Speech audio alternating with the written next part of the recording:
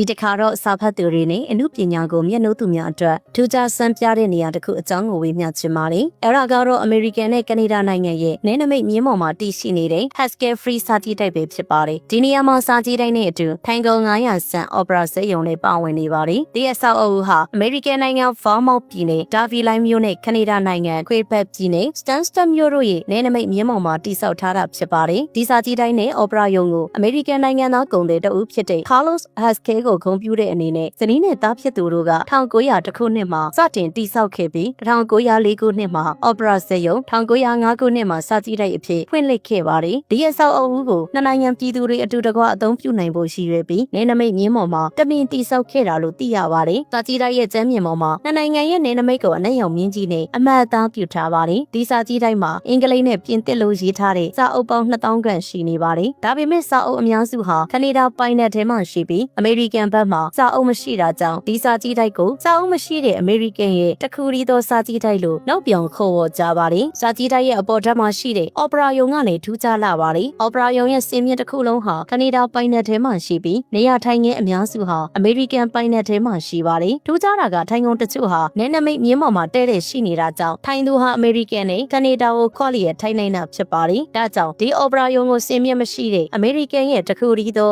Opera စက်ရုံလို့လည်းခေါ်ကြပြန်ပါတယ်။လက်ရှိမှာနိုင်ငံပြည်သူတွေသက်ဆိုင်ရာဝင်ပေါက်တွေကနေဝင်ရောက်နိုင်ပေမဲ့ဒီအဆောက်အဦရဲ့ပုံမှန်မဟုတ်တဲ့ဒီနေရာကြောင့်လုံခြုံရေးကိုတိုးမြင့်ထားရပြီးနိုင်ငံရဲ့နေဆက်အာဏာပိုင်တွေကအဆောက်အဦကိုစောင့်ကြည့်ထိန်းချုပ်ထားပါတယ်။ဒီစာကြည့်တိုက်ဟာနိုင်ငံရဲ့ယဉ်ကျေးမှုနဲ့ပညာရေးကိုဆက်သွယ်ပေးတဲ့သင်္ကေတတစ်ခုဖြစ်ပြီးခရီးသွားတွေစိတ်ဝင်တစားလာရောက်လေးရှိတဲ့နေရာတစ်ခုလေးဖြစ်ပါတယ်။